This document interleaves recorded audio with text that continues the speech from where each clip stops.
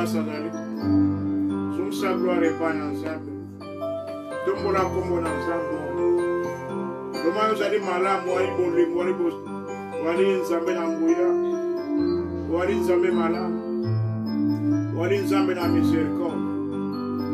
Pese merci. Petika motema ne pa na Nzambe. Petika maroba oto yoke pa na Nzambe. Papa to peso merci. To tomoli kombo Nzambe na nkembo. Ozali Nzambe malamu. Wali Nzambe na bolingo. Yolinga biso bilengo oto wali Nzambe. Wali Nzambe ali fidèle na maroba na ye. Yo obongo ite papa. Ozali ndenge moko lobi le pembe ebela. Gloire ezonge pa na yo. Kembo ezonge pa na yo. Merci na tango okitoko peso Nzambe. Merci maroba oyo papa de ko wakati sika oyo. La Bible nous envoie sa parole et les guérit. De quoi que maroba oyo de gloire. Eko kangola biso ko bikisa biso.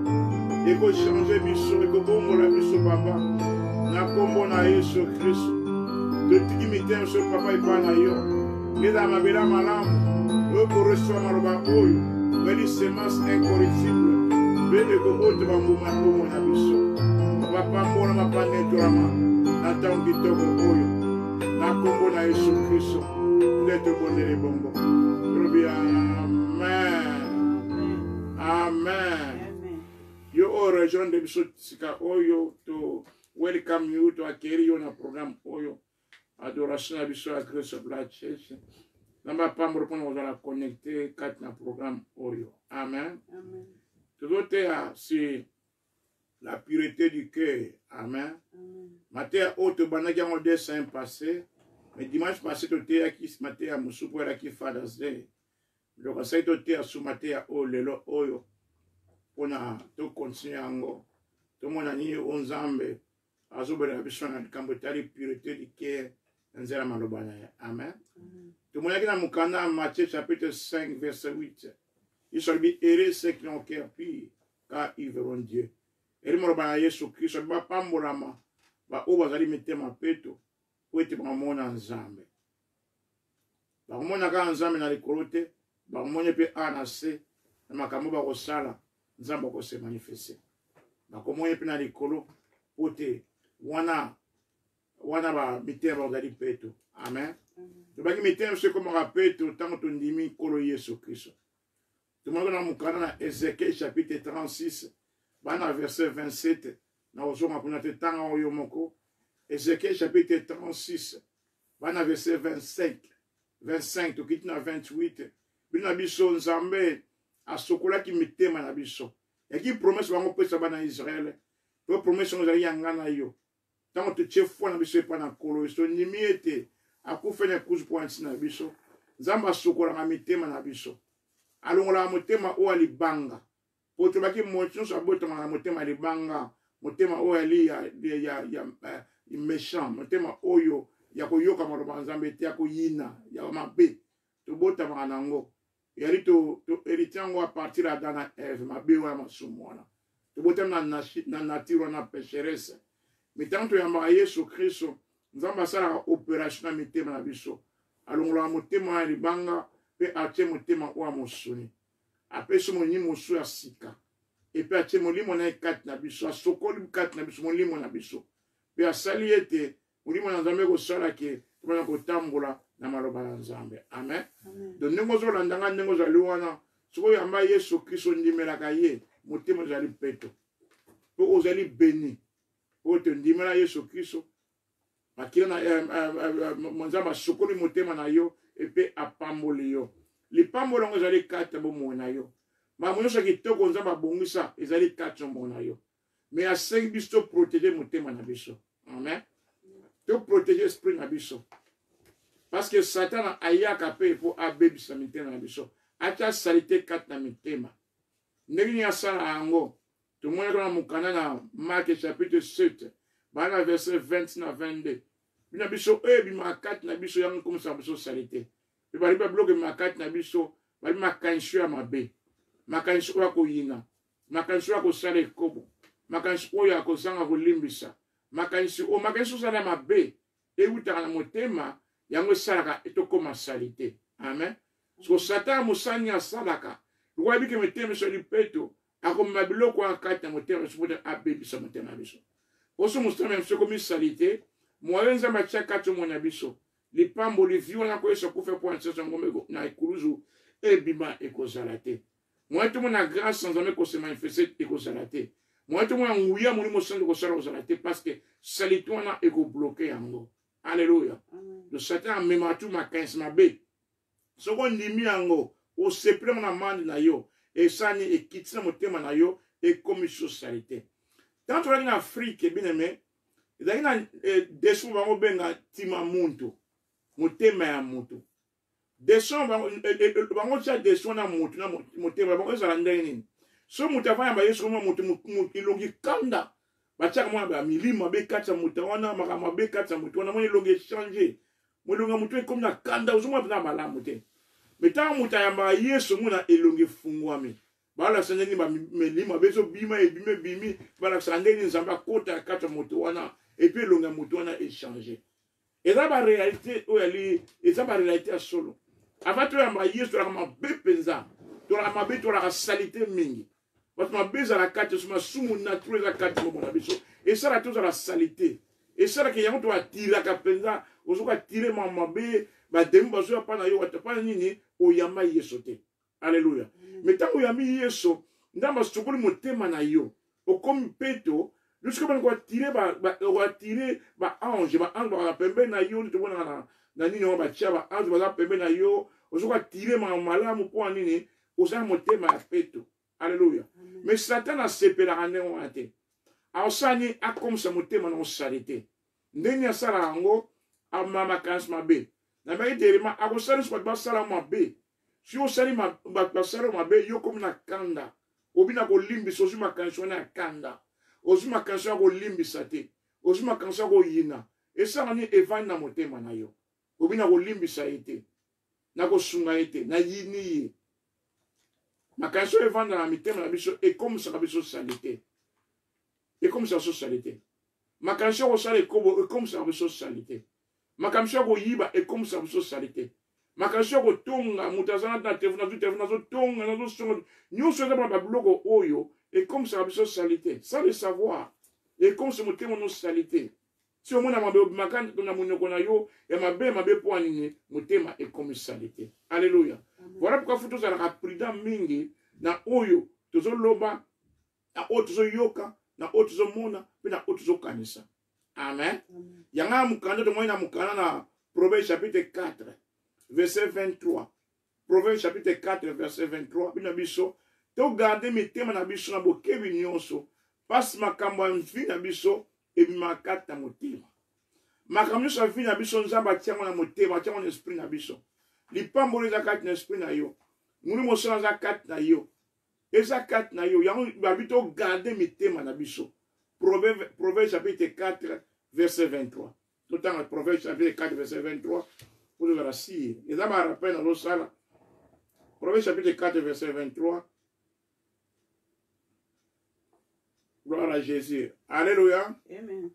Abanda mon oiseau pambra en matière au boli bisangai. Là, nous avons Proverbe chapitre 4, verset 23.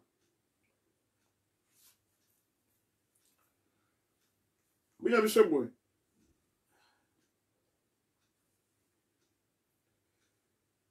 Garde ton cœur plus que toutes autres choses, car de lui viennent les sources de la vie. Balbi, o bomba motema na ko leka eloko nyonso tu. De suma biko bomba motema na motema na lis precieux. Eza eloko mutuya. Yango Bible na Islam na maromana na bito garde ko leka eloko nyonso. Garde motema na yo ko leka kar na yo. Osukula kar tango nyonso tu. Garde motema na yo ko leka bilamba na yo. Garde motema na yo koleka eloko nyonso ko uzana ngo. Tant to sukola kaka, to sukola bilamba, to sukola ndako, mais Bible so garde motema na koleka eloko nyonso tu. Parce que source ya vie na yo e bimaka na motema na yo. Alléluia. Pote nzambe atia mabaki to kati na motema na yo e ko bimakuna. Nyonso ngozo posa e bimaka na motema na yo. Yango pourra sengi o garde yango. So Bible bito garde yango parce que nzamba yebi ete Ce que garder en malamu te Satan a akolinga atia salita motema na yo. Biso nyonso comme batu o tozali to sokola biso nyonso mikolo nyonso to. To sokola nzoto o. Yoza esprit, oza na âme, ova na corps. Mais corps o to sokola ango. To sokola ango na sokoli corps na latipe na parole mafuta. Ndenge mo futo sala ango na esprit na biso. Parce que imaginez ce que yo sokolité. Ok, mosala, monsieur de basala, n'a pas exemple un mécanicien, un mécanicien. Asimba blo sur la moindre de tout baquet, maman futa. A kekuna, a sali mosala ye, a sokolité mokare boso. Deuxième jour, a sokolité, et là on est ensemble. Moi, je t'ai attendu à la pembe, moi je l'ai commis moindre. Si ce que je comme moi, a zolumba solo. Point, a sokolaté. Alléluia. N'a pas eu le son au salaka. Au maka au salatu, malimano kendaka. Bami Tokyo, on a tout ça, tout le monde zongalongo. Sauf que vous vous sentir mal à l'aise. Le monde na sécurité. Mais tant que sokola, au moins la quai, au commun en soin, et puis on appelle pour ça, et comme on ne gagne pas ce sokoli. Amen. N'est-ce pas esprit dans ce salé. Sous solaté, parce que Maralibanda, auto yokaka, auto kanisaka, auto monaka, et affectera peu mes thèmes en amission. Amen. Sous yoka maloba mingi, ou yali à malamote. Moninga na so abenga kaka tonga na téléphone ko yina tout ça bon ezo ka affecter nga changer baté tina mona ke na mana ko yina tina ko yina pona yoki yango mingi e vanda motema na ngai na kotu na mona ko yina ka bato. Alléluia. On attend na télévision, on attend na YouTube, on attend na Facebook, nyoso ya affecter ngai soka malamu ezo tonga fwa na ngai mais soka mabe ezo ka affecter motema na ngai do mokona mokolo to a masaka to kolo takabiloko oyo et affecte à Rabiso. Alléluia. Et affecte au moins Rabiso. Quand la famille nous vivre, nous vivre dans le bateau, et nous sommes habillés sur mon boulot. Nous avons appelé affecté pour l'enseignement. Ma canspé y a un mouton en gaï. Et qu'on peut affecter gaï. Soit ma canspé malam ou malam. Mais soit ma canspé à malam ou té. Nandimi on a tous ces plans et ben on affecté mon thème en gaï. Alléluia. De ma cambo j'allais à Saïti dans yoka. Ou mon banza metini na yokate. On a zo mona. On a zo kanisa on a zomo ne pas battre mususu et quoi affecter na ndena malamu tu vas affecter na ndena mabe mais la news surtout wana on a la si motema na ngali petu motema za ko sokoma et sengi na sala makambo o sengi motema na la petu. Alléluia. Et là bosu na yeba yango wana vivre na mokele oyo na na kena lolate ambe bele ona ko mona awa et ko comme ça motema na masalite. Alléluia. Sans le savoir et qu'on se monte à mon saleté. Ba film na ko talaka. Ba théâtre na ko talaka. Ba bito talaka, mo ba ko fonga tin ba bino ngate. Na bito talaka télévision té, na bito talaka ba théâtre té, na bito ke na Facebook té, na bito o ke na YouTube té, mais talaka ni yo sengi o talaka. Et puis tant que talaka on peut par hasard moi le mo se ko le kaza malamu té. Mais pour na mec suwe na zo sokola mi ko nyonso, na ko talaka ko lo ko nyobo sengo salaka. Poite ou bien ko moko nyonso po motema na ezala kaka peto moko nyonso. Alléluia. Pesa yango peto mais auto mona na lobi auto yokaka auto kansaka et affectera pe motema na biso.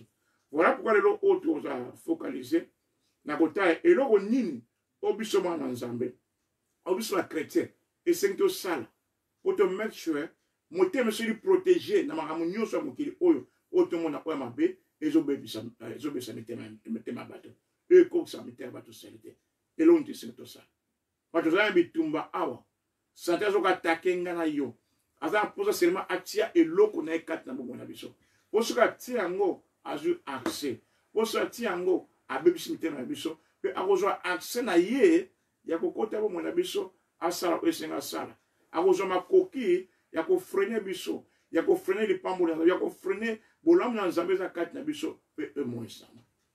Gloire à Jésus. Amen. De loka liboso to otala awa yali foi na yo epai na nkolo Yesu. Pona motema na esokwama eyaki mokolo oyo otiaki foi epai na nzambe. Tanga bate yo Yesu Kristo olobi Yesu Kristo akufua po ansi na yo olobi na ndimi. Na zala foi wana nde nzambe asokolaki motema na yo. Alléluia. Eyaki na bolamu na yo te yaki simata na ndimi kolo Yesu akufa po ansi na ngai asupama kenene pona ngai bikisama akomaki lisumu ekulusu po ansi na ngai po aza justifié.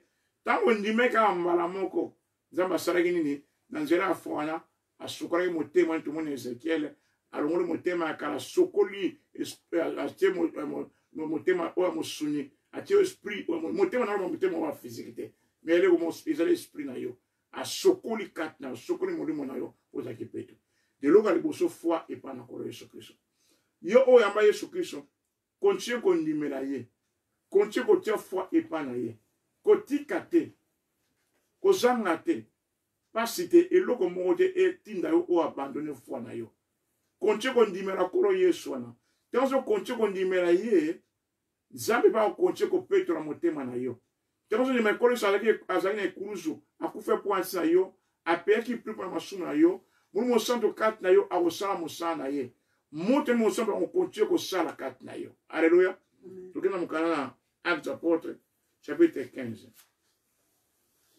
totala yango Actes des Apôtres chapitre 15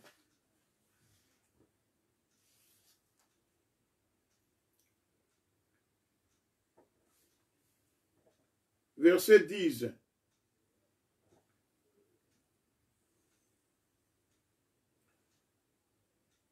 verset 9. Actes des Apôtres chapitre 15 verset 9. À Pierre Azoroba, il n'a fait aucune différence entre nous et eux, ayant purifié les cœurs par la foi. Amen. Awel kamwe salamaki, pona Barnabas, bateki maloba nzambe, peut-être ba pharisien, o bandimaki maloba ya bango, bandimaki Yesu. Mais les pharisiens ont insisté que non. Auto bikisama, et c'est un biso, tu la circoncis, bakata songenga. Et bon commander biso, tu gardes à Kamibeko ya Moïse. Ba dit commandement. Ba mbeko na Moïse. Or que, pour la muta bikisama, ils ont muta andi marakolo Yesu. Ils étaient à la circoncis dans zoto. Batama dimini kolo Yesu, circoncis au salama ya motema na yo. Mais bamba yebagi lo, on na ignorance. Alors que soit les alaki makase les kaki, pour na Barnabas, basu descendant faut que à Jérusalem, tu peux t'en ma porte na ba saint kuna, tu vas les cambo Jérusalem.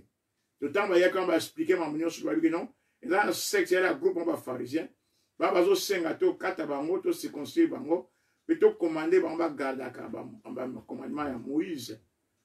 Pierre a tout le monde non, ils ont démonté. Et bon yebi ke nzambe na nzela ngai.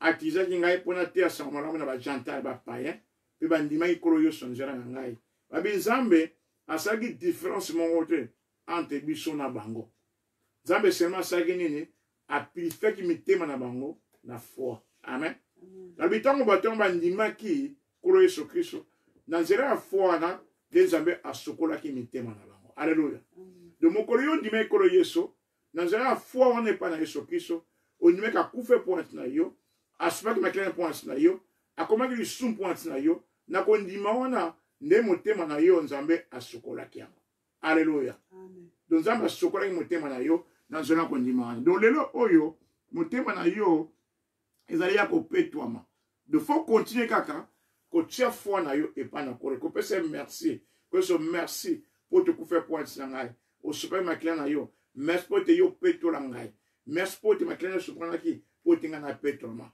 merci pour comment qu'il soume l'incluso pour te ngana la gis tanzo koti kotia foi na yo epa na Yesu Kristo o abandonne nzela Nzambe te ozo continue ni makolo Yesu bon ozo continue ozo la purifier ozo continue ozo la purifier na kombo na Yesu Kristo amen deuxième chose ezali maloba na Nzambe depuis que foi la foi vient de ce qu'on entend vient de la parole de Dieu de foi na maloba na Nzambe ezala eloko moko mais deuxième chose ezali pe maloba na Nzambe alléluia Namkana Jean chapitre 15 Jean chapitre 15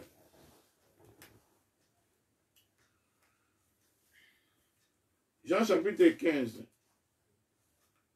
verset 3 Yes, déjà vous êtes pire à cause de la parole que je vous ai annoncée.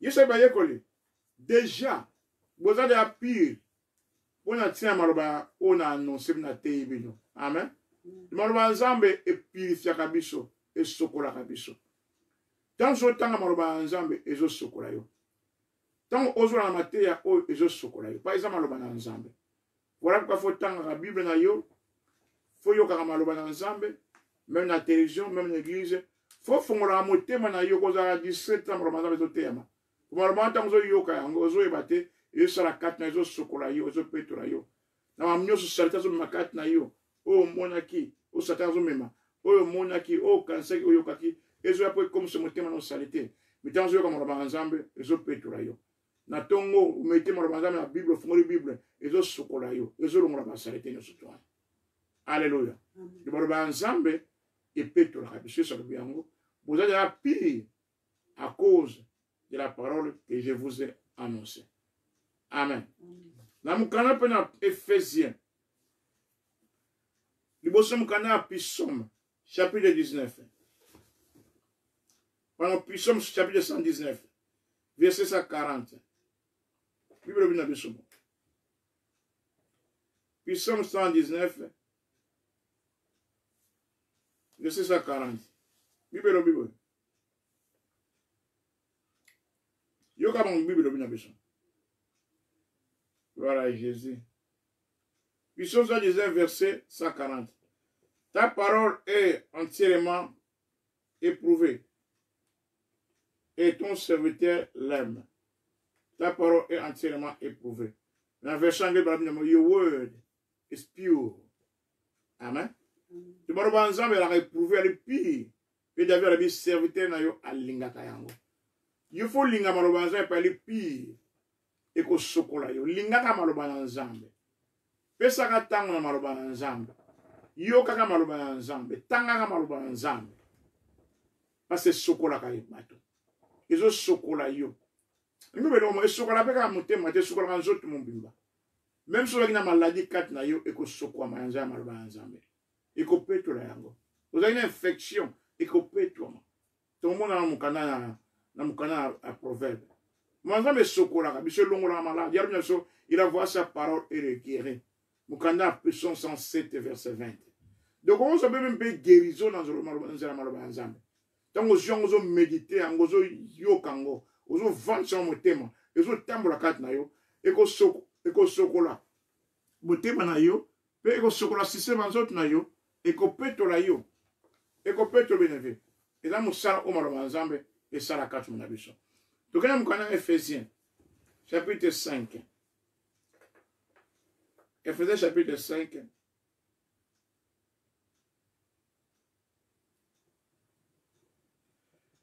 Donc on a verset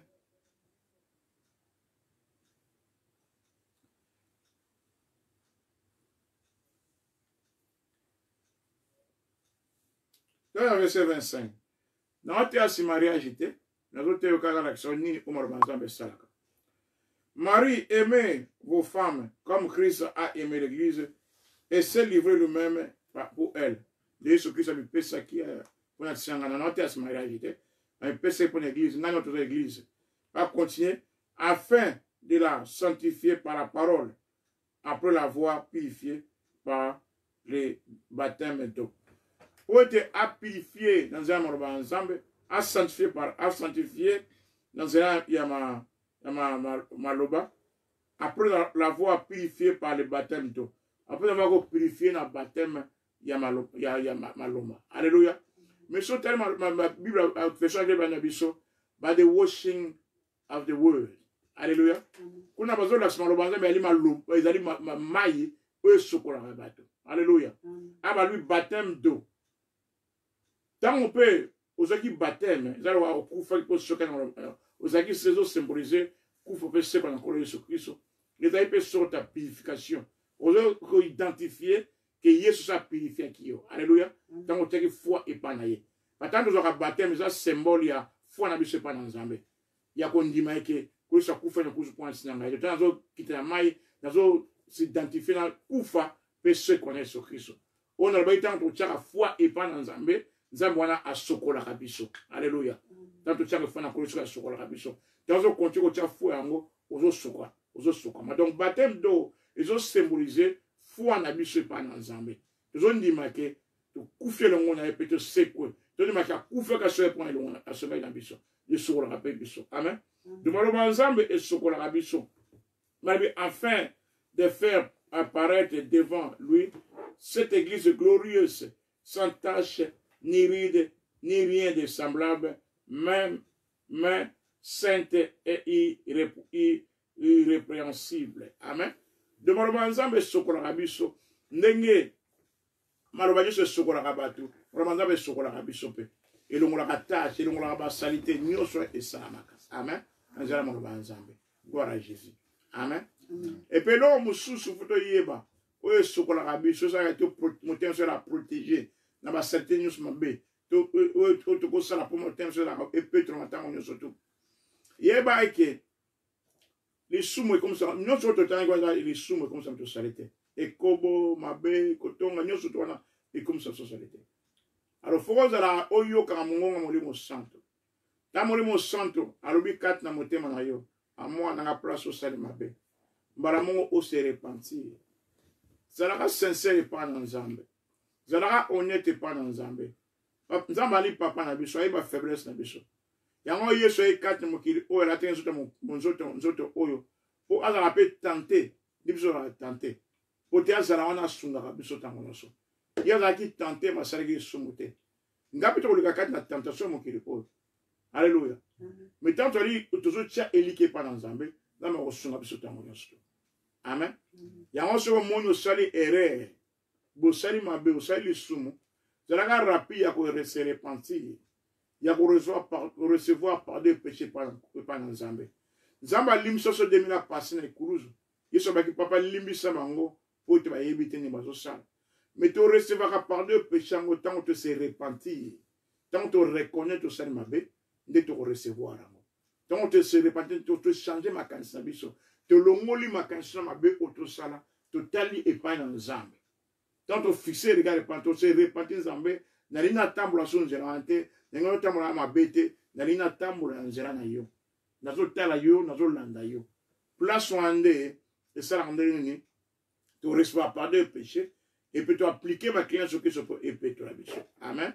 biyeme kosepelaka ovive vi ya lisumu te kosepelaka yango te fo ozala moto akomikitisa ozala moto oyo alelaka epai na nzambe po ete akangola mabe oyo akoserituva tosalaka ntango oza sincere epai na nzambe osenga grâce epai na nzambe okokangolama na nkoma yesu kristo parce que kolo yesu alongaki lisumu na ngomba kokota mpe apesaki yo dongone ya justice na nzambe yo ali justice epai na nzambe kosepelaka te soki ene eza ya motema kosepelaka te soki ozoyina olingi kolembisa te kosepelaka nango te bana okomprendre eza makanisi na nzambe to nzambe esunga ngai yalingi alongwa kati na likambo oyo ke motema makila soki ezosokola motema na ngai elongola makanisi oyo akoyina elongola makanisi oyo akanda mosu akotunanga boni na oyebake makanisi eza malamu eza mabe te makanisi nyonso ezoke nzela mona maloba ya nzambe te eza yango ya nzambe te eza malamu te dofuna verifie ese makanisi ozoyela ngai eza makanisi ezoke de pere na maloba ya nzambe eke de pere te soki ayebi te nakotuna moto aza kokola na foi ntango makanisi ozoyela ngai eza makanisi ya nzambe ese maloba ya nzambe elobi makanisi oza bien soki eza maloba ya nzambe elobi na makanisi oza malamu te funa se repentir epai na nzambe funa senga grâce epai na nzambe nakangolama funa aplike bakila so kristo esukola makanisi wana esukola yango elongola yango parce natiki yango ebanda kokontinue kotikanga na ezala na sali te nakoma kosentir inconfortable ekobloke ngai na mwana ozala malaise. Alleluya. Peut-être naza mutu na kanda mutu mona yina mutu moko mona mutanga zo yabwe tant na moyenga na kina ke musika ozumo ko za so à l'aise te oza so à l'aise te dozo ko sona mutu parce que eze loko za kat na mutema na osande ni fo elongwa satan ko lingate longa olinga ezala ka place wana de funa comprendre doko kanga mutema na yote ezali kamwa vie na yo comprendre ni ezole kanga mutema na yo. Amen. Ya mukana na 1 Jean chapitre 1 verset 8 à 9 bina bisobo 1 Jean chapitre 1 verset 8 à 9.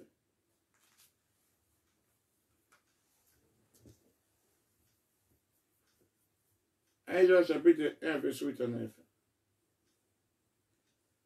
Bina bisobo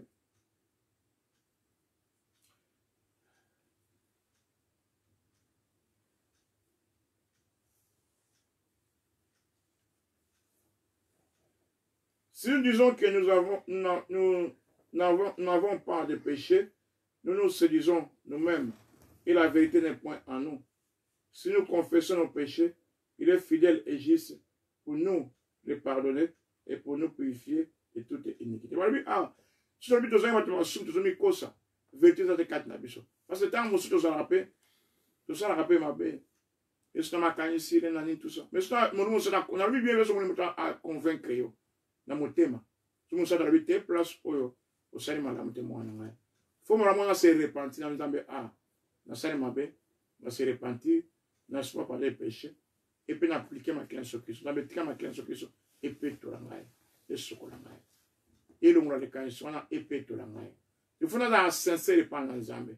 Voilà, honnête pas dans Zambé. Il faut comprendre l'état où on est dans Zambé. Donc, confession na yo, repentance na yo, et application ma clé sur Christ, et qu'on peut tout mon témoin na yo, et qu'on se colle yo. Qu'on garde ma canisse ma bête, qu'on inate, qu'on garde ma canisse songite. Faut reconnaître na moi mon témoin ma canisse songite dans la maille. Tant que si ma téléphone, faut le voir comment mon tendez ma bête, et à ma ramote. Ils ont affecté yo, sans le savoir. Tant que sur un téléphone, quand on fait tonga, on fait un faut qu'on kanda, ils ont mal à monter. Ils ont affecté yo. Faut se repartir au sans zambé. Tant que on appliqué ma classe que c'est pas dans le long là. Ate salim mara mot na ya ko isu na kambango. Faut na bana ko continuer, sinon on mona ke eloko wana e bani ko longo. E bani ko longo. Mara ba ensemble na zo yoka. Ma classe que ils ont pété là. Tant que le salaire mara mot, mais ce qui pose ça les aller. Si au moins que au breakthrough et longo. Tant que ma cancer est comme le salaire mara mot, mais ce qui pose ça les aller. Au lingo yoka mara manzambo sukoma. Ozo appliquer ma cancer que ça. Ozo sukoma ma cancer yo. Si au moins au breakthrough. Ma cancer au kende, pas bien effortless chain. Sans effort na yo, mais seulement na maloba nzambe. Na foi pas na Yesu Kristo. Ma cancer que sur ma cancer est payé au Kambolamo. Le Kambo pour moi au tiki yango. Le prochain jour sauté passe au Kambolamo. Amen. Tant que tu as tambour la limé la manza, tu as la malam. Tu as tambour la bolingo bus na biso. Et le peut ça maka. Tu peux ton maka. Maintenant sur ce peut ton biso automatiquement. Am kana 1 Jean chapitre 1 kaka. Verset 7. 1 Jean chapitre 1 verset 7. Le chapitre 1 kaka. Nous sommes si nous marchons dans la lumière comme il est lui-même dans la lumière, nous sommes mutuellement en communion et le sang de Jésus-Christ, son Fils, nous purifie de tout péché. Mais tous sommes marchés dans la lumière, tous sommes marchés 4 dans bon Zambé, tous sommes marchés 4 dans le ensemble, tous sommes pratiqués dans le ensemble. Comme il est lui-même dans la lumière, pour nous aller 4 dans la lumière, nous sommes mutuellement en communion. Tous avons fellowship, tous avons communion, nous avons yoka imbisu na biso. Nous avons yoka na frère na yo, nous avons yoka na ba sœur, nous avons yoka na ba bato. Inaka ba kolinga ba conflit na bato te. Ko ina ko sona bato te. Ba bloko wana ezala malamu te ko za ba conflit sona. Moi le kamga soigner man ko do ezali to côté. Conflit ezali to côté. Faut na communion na bato. Même les kamozali kena na kimia sona kimia. Ba biso ça bloko wana, ozo pratiquer ba lo ba ensemble. Le sang de Jésus, le sang de Jésus, son Fils, nous purifie de tout péché. Donc, automatiquement, ma classe que je sokolayo, je sokolayo. A tout bon Dieu, mais tant que je pratique mon ensemble, aux autres communion malamu na bato. Même les camozali, aux autres kenango malamu na kimi na bolingo, aux autres solution bolingo, na ko soana te, na ko finga te, na ko chorate, na ko inate. Mais chaque fois, ce sont na bolimo. Même aux gens kanda na bolingo. Autant si tu corriges à battre na kanda, mais aux gens bolingo. Aux gens na kanda te, aux gens communion parfaite. Nan zabe pe na bateau. Et là, ça automatiquement, ma question sur ce là. Tant qu'on peut méditer à maroba nzambe, on va na Bible na yo, aux gens méditer maroba nzambe, aux gens digérer, aux gens kota kat na yo, et ben no sokola yo, les autres sokola yo, les autres sokola motema na yo. Au bon Dieu, na noté. Taka maloba na méditation wana. Nzamba zo yo kango, azo travail kat na yo, azo sukura makansa, azo sukura mote, azo sukura ba système motema na yo, azo sukura ba système nyo sonzot na yo. Nanzela maloba na yo. Alléluia. Amen. de pratiquer maloba nzambe. Communion fraternelle. Bokote mala bolingo na bato. Koyoka na bato. Et provoquer ma clin sur Christ et péto la bato.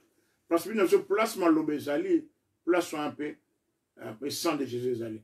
Mutu azo pratiquer maloba nzambe, a mettre maloba nzambe, azo activer nguya ya ma clin na Yesu Christ et ça la kat na ye. Et azo activer nguya mo santo et ça la kat na mutu wana. Amen. Donc tout monde yango awa ndenge nini maloba nzambe et ça la kat na mona biso. Amen. Donc qu'est-ce qu'on a mukana Proverbe 22 total ndenge nini motema so zali malamu. Eza pire ndenge nini affectaka même elobeli na biso. Proverbe 22 Proverbe 22. Attends, verset 10.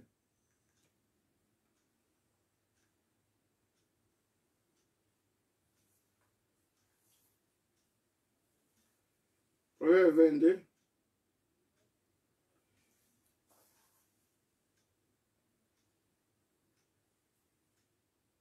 Alléluia. Verset 11, pardon. Proverbe 22, verset 11. Celui qui aime la pureté du cœur et qui a la grâce sur les lèvres a le roi pour ami. Babi motowa sepelaka pureté à motema et qui a la grâce sur les lèvres. Donc, pureté à motema et affectera elobeli na yo. Tango za peto na motema na yo, maloba yo maloba oya grâce, maloba oya bolingo, maloba oya kimia. De sous maloba oya makati na mnoza maloba kimia te, ya songi ya koina, c'est que yango yuta ya motema na ngai. De funa changer maloba na ngai et sengi na bana sukula motema na ngata ngonyo soto. De sous motema na ngai za toujours peto, nazo rappeler yo, motema za peto, mais makambo oto yo ka to kansa ka to mona e affecta motema na biso. Et même à la salité kat na biso. Ndeka kan zote zalaka, zote za peto. Mais so zo chocolaté, ozo bimozo sa musala e ko affecté comme salité. Na sens wa. Sango fo sango komisa, de sango lukango. Alors balina so moto oyo alinga ka pirete motema. Pona grâce bimbebu na ye. Roi akozala amina ye. Do zambe akozala amia moto wana. Tango lingi pirete ya motema. E ko affecté elobeli na yo. Donc, au moins, la manifestation Nzambe va nous salama dans mon vie na yo. Et nous salama. Il y a des erreurs ceux qui ont été appuyés car ils vont dire. Alléluia. De ça, très important. To make sure. Mon thème, c'est la repère. N'a l'habitude de pas fait, non, tu n'as l'habitude de pas fait. Tu vas à 100%, n'a l'habitude de pas fait. Mais il faut la poser dans biso. Tu vas la carte de mon ensemble. Tu vas appliquer mon. Tu as la gagnée sur le cas de mon thème. Alléluia. Tu as peur de Satan, tu as semence n'a été. To linga, funa linga ka motema na za peto. Funa luka ka yango ke anzambe motema na za peto. Amena sokolo motema na makina sokiso na peto liango. Mimi to te ya to senga ka mimi biloko. Tu za consent na ozele ya kata mona biso. Funa za la consent za kata mona biso. Ko bonde la pepo ya mona biso, ko appliquer makina sokiso si au mona elobeli na biso e ba no changer. Or maloba ya biso, vina biso elanda direction ya maloba ya biso. Amen. La vie et la mort se trouvent au pouvoir de la langue. Alléluia. Parce que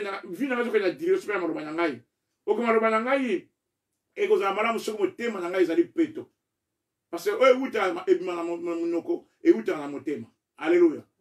Donc, Matthieu chapitre 12, verset 34. Matthieu 12, 34.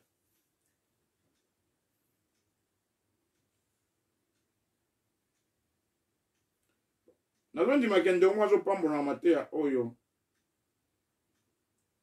Matea ozo pambula ndeko moko. Yali ba Matea oyo yali pratique ya kondima yango. Pitango ndima yango na ozo pratique en facilement parce que ozo ndima yango.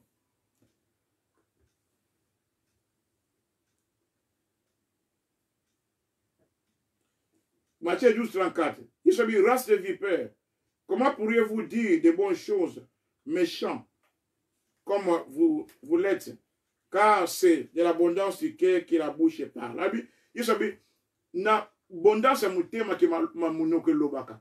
de oyebima na monoko na biso euta kati na motema so motema etondisami na makambo wana yango banobima so motema na ngai etondisami na koyina wana mobima koyina so motema na ngai etondisami na kozala kolimbisa tumuta senga mabe mbala moko maloba na kolimbisa ete bini po wani eza kati na motema.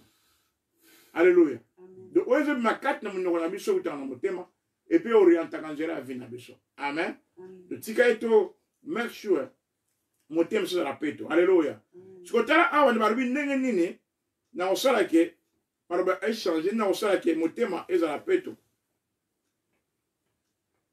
Na pesi na babiloko wana foi epa na Nzambe et puis makila na yesu kristo maloba na Nzambe meta abe sexe bapesi biso ndenge soki tosala mpona biloko na l'action yango na mokana ya proverbe tozonga na proverbe chapitre 22 proverbe chapitre 22 po tozalaki liboso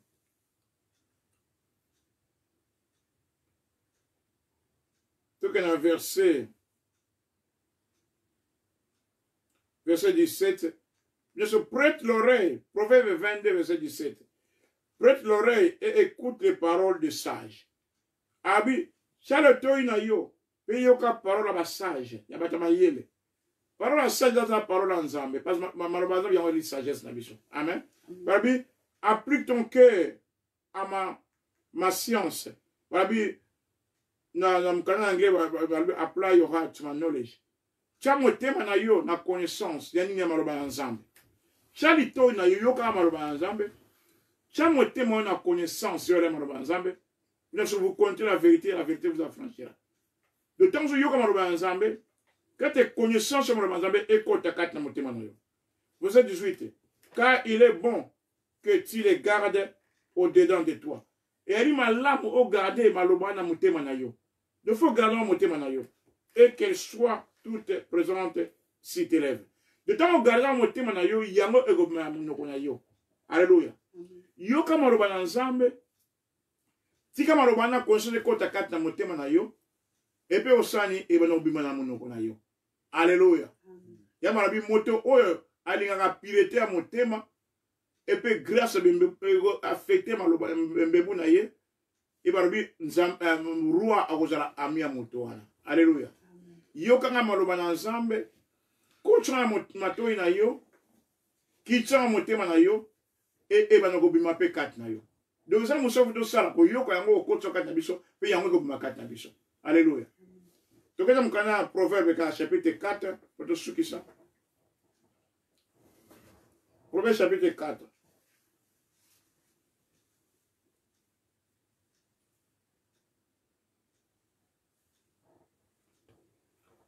Verset nabiso.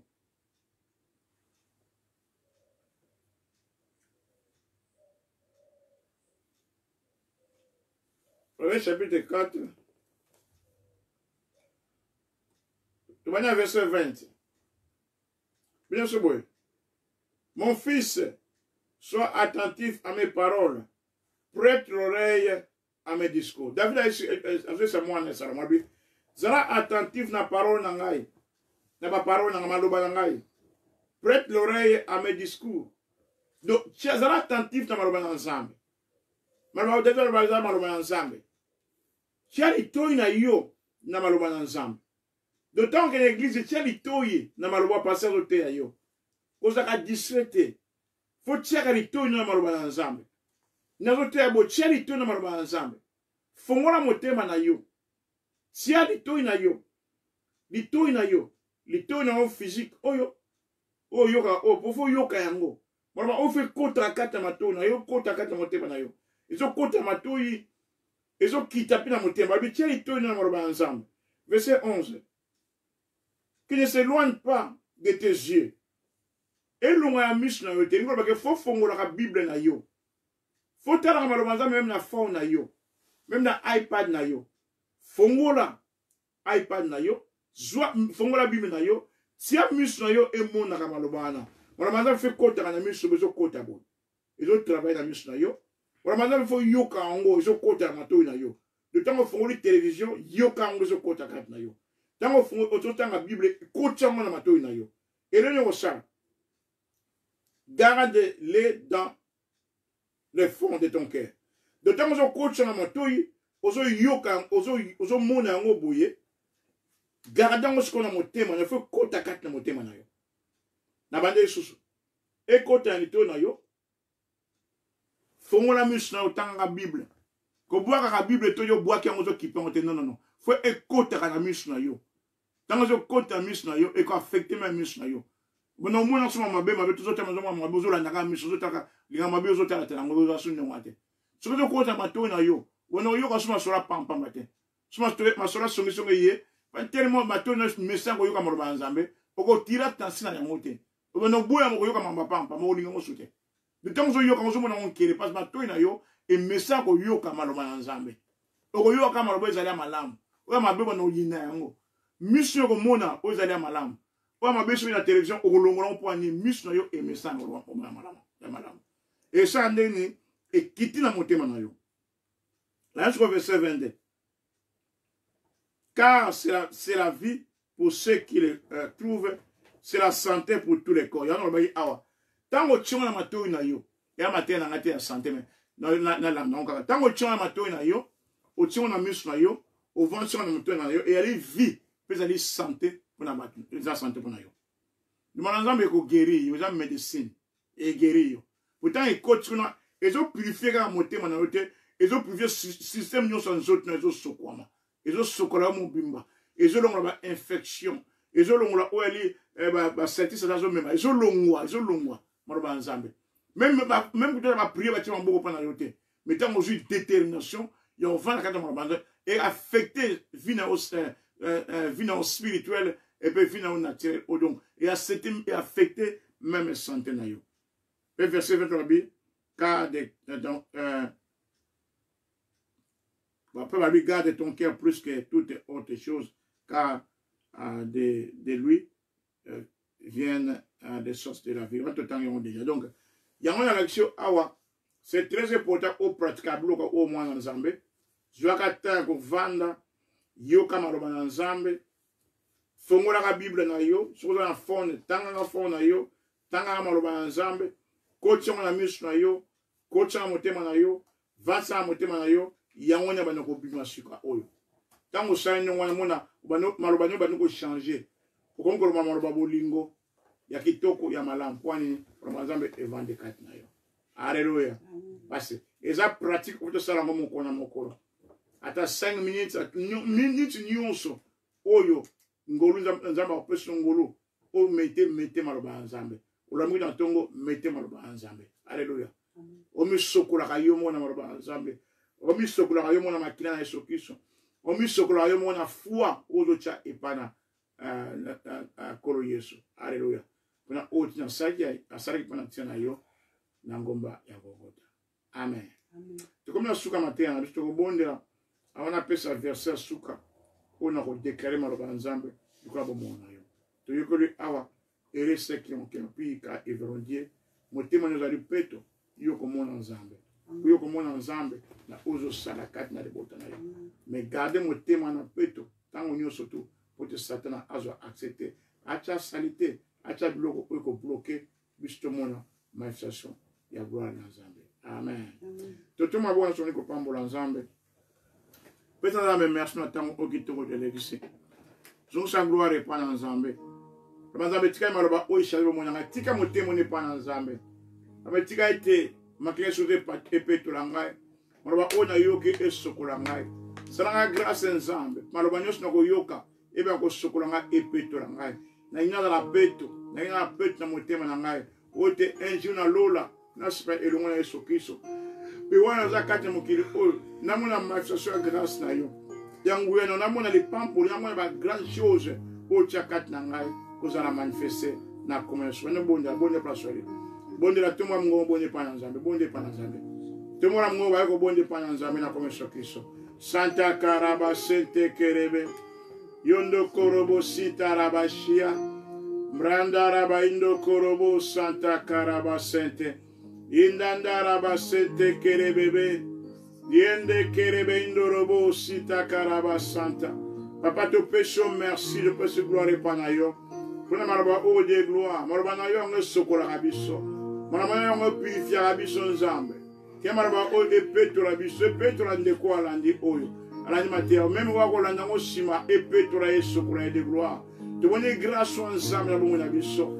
Fua papa, sunga biso fua biso de la tue pa na yo nzambe. Koko toko ndimela kolo Yesu, personne na ngomba ko ta point na biso. Bato peso merci gloire. Kema Yesu Kristo Petro mitema na biso nzambe. Yesu kola biso papa na komo na Yesu Kristo. Ambe sunga biso tambola na marche ya malamu. Tuko na communion na bandeko. Communion fraternelle. Communion na nzambe, communion na bandeko. To tambola la lumière maloba na yo. To sala maloba no papa na komo na Yesu Kristo. Papa to tonyo to commission. Nous aussi gloire répandre. Aliko gloire maloba oyo. Mais affecter mon se changer mon abisso na comme na Yesu Kristo beko konche ko sala kato mon tango nyonso sanité so satani ngo mebo mon abisso e peto na comme na Yesu Kristo maloba no to yo ki makina Yesu Kristo e peto lango e peto la mitema na biso e peto makanisa biso miteso na peto tango nyonso zambe na kombo na Yesu Kristo apato tombo lio apato neto lio apato santo lio zonsi gloire pana yo kembo zonge pana yo masanje zonge pana yo wali zambe na ngure zambe na kembo apa merci plan de quoi lande petola nzambe na makla na yo makla so kise petola yeso kola yo enetola yeso kola makanisa yo yeso kola motema na yo yo zali mwana nzambe wali motema malamu wali motema peto nzambe sa petola yo tiketo batela motema na yo batela motema na yo ko permettre satan tia salite motema na yo ama makanisa malamu te ko permettre ngote protéger motema na grâce nzambe na kombo na Yesu Kristo. Gloire à Jésus, alléluia. Santa Karaba Sente Kerebe, Mrondo Korobo Sita Rabasaka, Kerebe Sinda Rabashia, et Babaraba Sente Kerebe. Na otanga mukanda Psaume 24, Psaume 24, alléluia. Pour te clôturer Psaume 24, alléluia. Psaume chapitre 24. Psaume chapitre 24, verset 23, pardon, verset 3. Psaume chapitre 24, verset 3. Gloire à Jésus.